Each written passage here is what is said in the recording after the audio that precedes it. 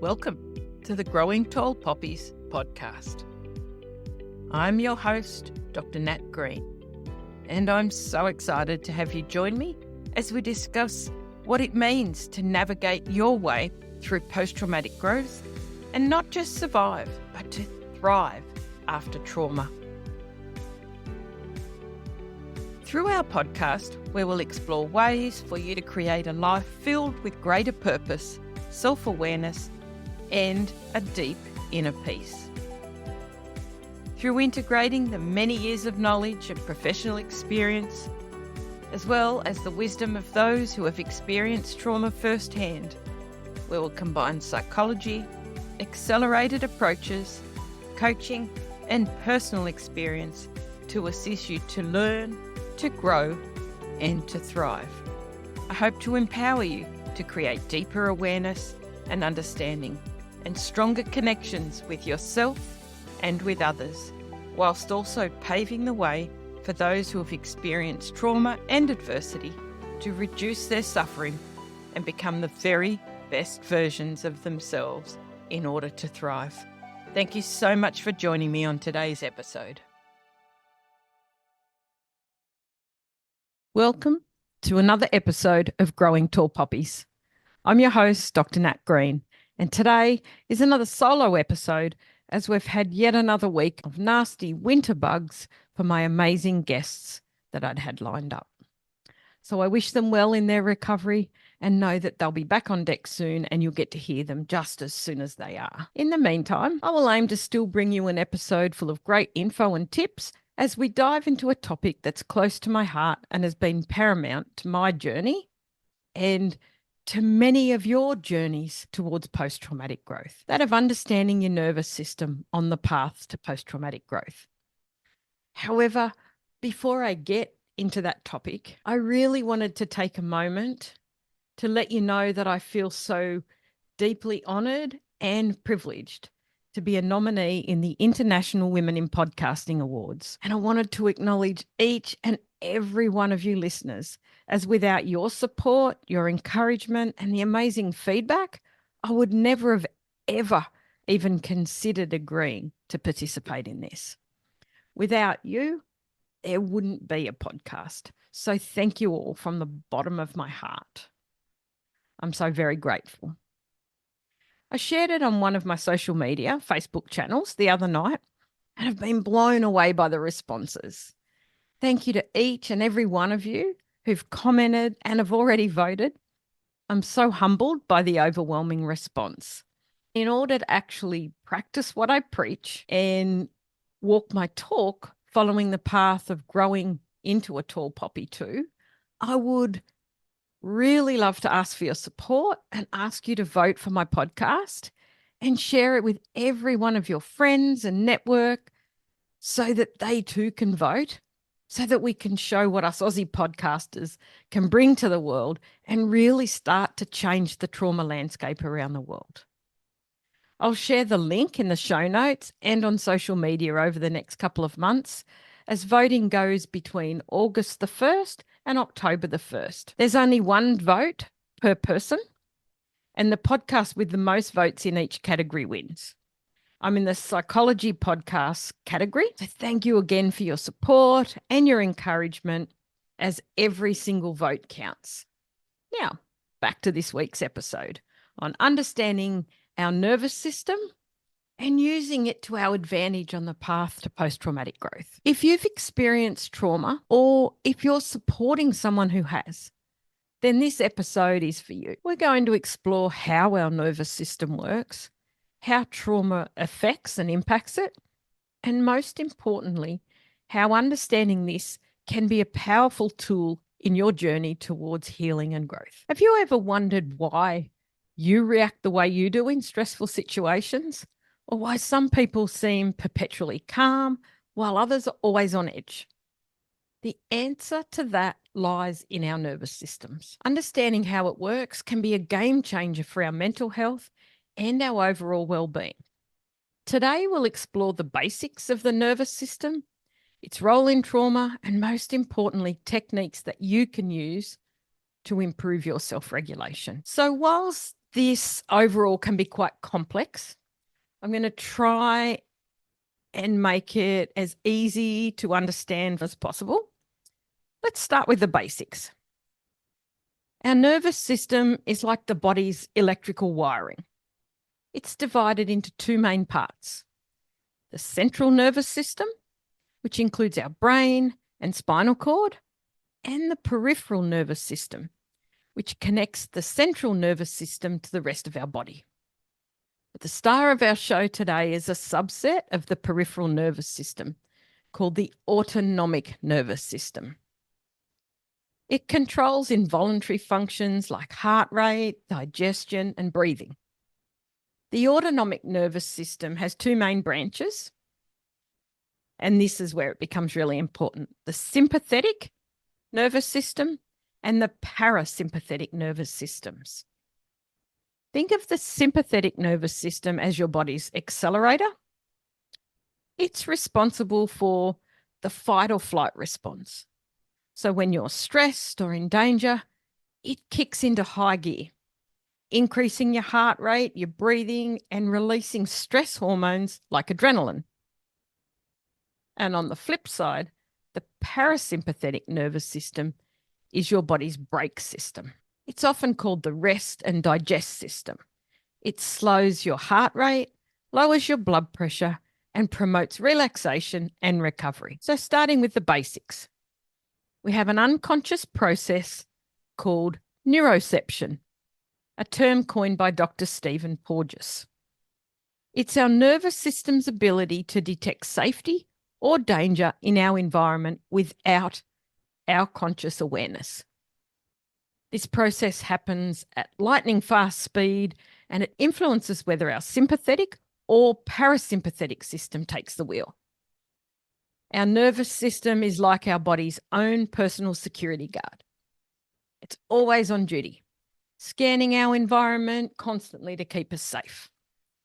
This system is complex, but there's a theory called the Polyvagal Theory that I'm sure many of you have heard mentioned over the years that helps us to understand it in a really practical way. According to the Polyvagal Theory, our nervous system has three main states.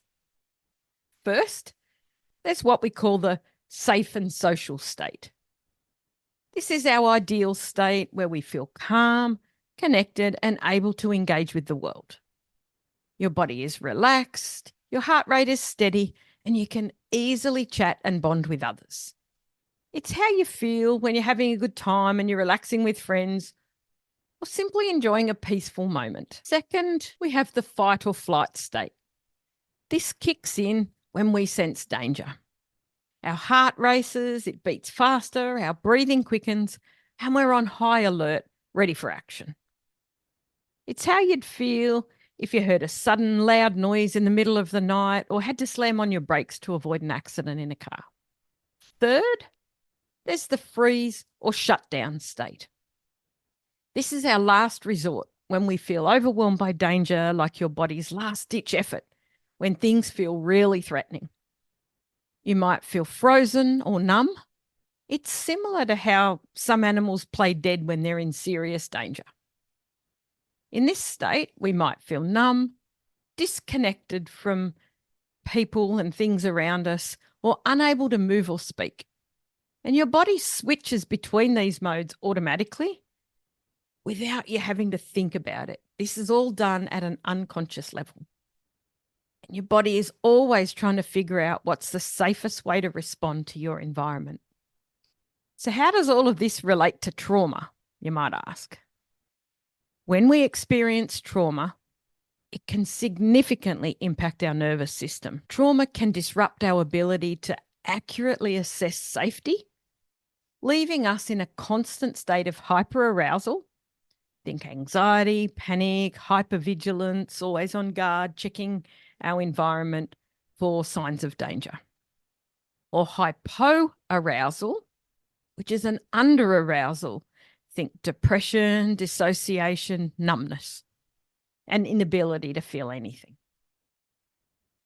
In response to trauma, our nervous system might default to one of four responses: fight, flight, freeze, or fawn. You've probably heard of fight or flight, but freeze and fawn are equally important. Freeze is when we become immobilized, stuck, and totally unable to act. And fawn is when we try to please or appease others in order to avoid conflict. And the long-term effects of trauma on the nervous system can be profound. It can lead to chronic stress, difficulty regulating our emotions, sleep issues, and physical health problems. And as we discussed last week on the episode, we can have those hidden and invisible illnesses that then come to the fore. And whilst they can often seemingly come from nowhere, they've actually come from prolonged and chronic stress a lot of the time. Now, here's where the trauma comes in. When we experience trauma, it's like our nervous system gets stuck on high alert. That's security guard. It starts seeing danger everywhere, even when we're actually safe. This can leave us feeling constantly anxious, on edge, or shut down. And many of you listening might recognize these feelings all too well. Maybe you found yourself panicking in situations that others seem to handle quite easily. Or perhaps you felt disconnected and numb, unable to fully engage with life. These are common experiences for trauma survivors, and they're rooted in how trauma affects and impacts our nervous system. But here's the good news. Understanding this process is the first step towards changing it. This is where the post-traumatic growth side of things comes in. Post-traumatic growth isn't about forgetting what happened or pretending everything's fine. It's about using your experiences as a catalyst for positive change. It's about rewiring that overprotective security guard in your nervous system, teaching it that it's actually okay to relax sometimes. So how do we do this, you might ask? Let me share some practical strategies that can help you to regulate your nervous system and support your journey towards post-traumatic growth. First, let's start by recognizing which state you're actually in. Are you feeling calm and connected in that safe and social state? Or are you feeling anxious and on edge? That's that fight or flight state. Or numb and shut down? That's that freeze state. Becoming aware of your state is the first step in changing it. So now let's talk about grounding techniques. These are simple exercises that can help you shift from whichever state you're in, whether it's fight or flight or freeze, back into that safe and social state. So I'm just going to run you through a few different grounding techniques that you can learn how to do and just start to practice for short periods each and every day. And it's really important that when you practice them, you do it when you are feeling that safe and social state so that it becomes easier to wrap your head around doing it, to start to do it, to understand what needs to be done so that when you are in one of the other states, you can activate it more effectively.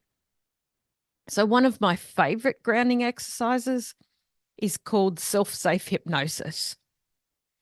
Now, it's not a hypnosis at all, more so just a grounding technique to help calm our nervous system and connect us to the here and now. So you might also have heard it referred to as the 5-4-3-2-1 technique. Here's how it works.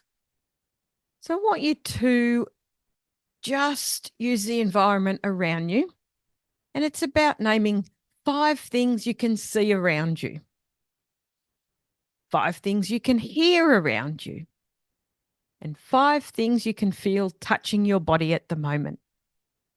And you work through that, and then you move to naming 4 things you can see around you, 4 things you can hear around you, and 4 things you can feel touching your body at the moment. And then you move to 3 things. Name 3 things you can see, hear, and feel. Then name 2 things you can see, hear, and feel.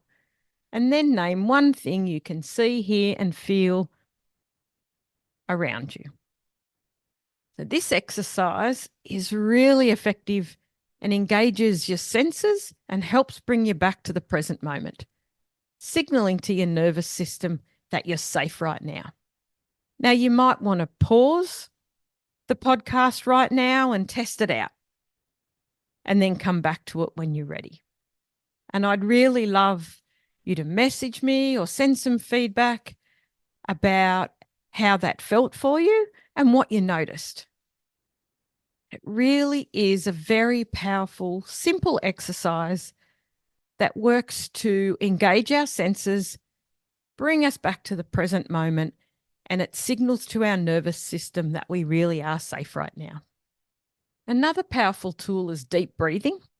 And when we're anxious, we tend to take shallow breaths from our chest. By consciously taking slow, deep breaths from our belly rather than our chest, we can activate our parasympathetic nervous system, which, as we've already talked about, is the brake within our system. That's the part that helps us to calm down. So just try this. Unless you're driving, of course. If you're driving, then keep both hands on the wheel. But you can go back to this later when you're at home and you're not busy with something else that needs your attention. So just put one hand on your chest and one on your belly. Breathe in slowly through your nose for a count of 4. Feeling your belly expand. Hold for a count of 4. Then exhale slowly through your mouth for a count of 6. Repeat this a few times and notice how your body feels. This one is really good for activating, as I said, the parasympathetic nervous system. You can't be stressed and relaxed at the same time. There's also my favorite breathing exercise is one called the 6-second cycle, where we breathe in for 3 counts. So in, 2, 3, and out for 3 counts. 2, 3. So in, 2, 3, out, 2, 3. And we keep that going for a couple of minutes. And that also calms us down and connects us to ourselves and the world around us again. That's a really simple breathing exercise and really effective. That's the 6-second cycle. And I'd highly recommend that that might be a place to start as you start to activate a new way of trialing some breathing exercises. Progressive muscle relaxation is another effective technique. So starting at your toes and working your way up through each different muscle group through the body, tensing each muscle group for 5 seconds and then releasing them.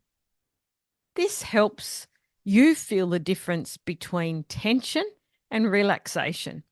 It helps release the physical tension and also signals safety to your nervous system. So the progressive muscle relaxation one can be done anywhere at any time. And it's one of those things as well that you just need to keep practicing to teach your body and your nervous system safety and practice it to become better at it. Then there's mindfulness and meditation. These can also be game changers for some people for their nervous system regulation. Even a few minutes of mindful awareness, so just being aware of what's around you, just noticing the things in our environment, the thoughts that come into our head, just noticing them and letting them go. Or engaging in a form of meditation can really help to calm our nervous systems. There are tons of great apps out there or free resources online in so many places if you're new to meditation. So movement is another great way to regulate our nervous system, especially if you tend to go into freeze mode. This doesn't have to be intense exercise. Even gentle stretching or going for a short walk can help shift your state and really start to regulate your nervous system. As you know, I'm a huge advocate for TRE, or trauma release exercises, which is a process where we evoke the body's natural tremoring response and we release stored trauma and physical energy that has been stuck in our nervous system. So helping us to feel freer and more relaxed in the process. Now let's talk about the power of connection. Our nervous systems are wired to co-regulate with others. This means that spending time with safe and supportive people can literally help calm our nervous system. If you don't have people you feel safe with right now, then even patting an animal can have a similar effect. That's why pet therapy is really so effective. It's also important to practice whilst we're trying to learn how to regulate our nervous system, particularly if it's been a while that you've been on heightened alert, that we practice self-compassion as we go through this process. Remember, your nervous system has been trying to protect you, and most likely for a really long time. So it might take time to retrain it, and that's okay. Be patient with yourself. Be as kind to yourself as you are to others in your world that you care about. And as you practice these techniques, you're not just managing symptoms, you're actually rewiring your nervous system. This in itself is a huge part of post-traumatic growth. You're building a new and more resilient version of yourself. Now, I want to address something else that's really important. While these strategies can be incredibly helpful, they're not a substitute for professional help if you need it. So if you're struggling with the effects of trauma, working with a trauma-informed therapist or coach can be an invaluable part of your healing journey. It really is about staying connected and not doing this alone. So whether it be with connecting through a professional, through family, through friends, or through social media by joining one of our like-minded communities. Before we wrap up, I just want to share a personal note. As someone who has been through considerable trauma myself, I know that this journey really isn't easy. There will undoubtedly be good days and really tough days. But I also know the incredible strength and the resilience that can come from the process. Our many amazing guests have also shared the same, with their stories offering their tips and strategies and providing us with hope. Understanding our nervous system is such a powerful tool for mental health and well-being.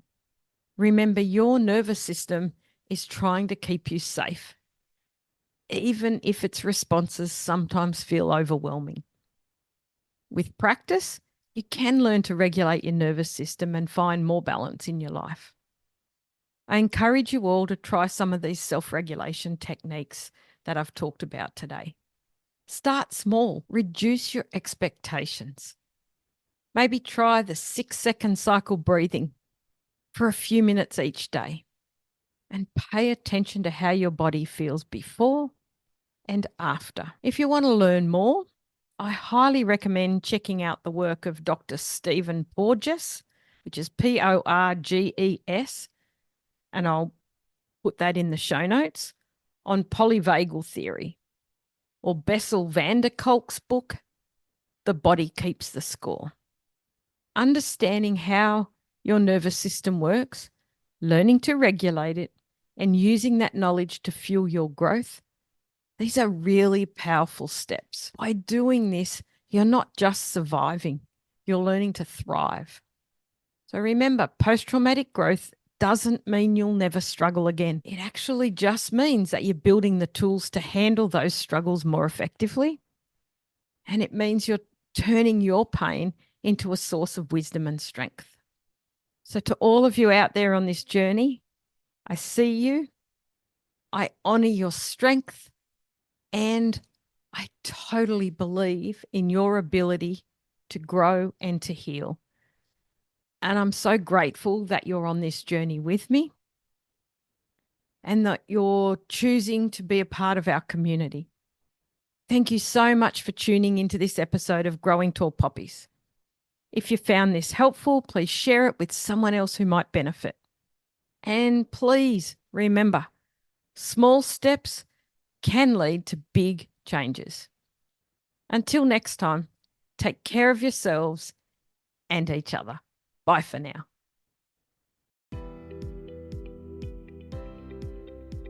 Thank you for joining me in this episode of Growing Tall Poppies.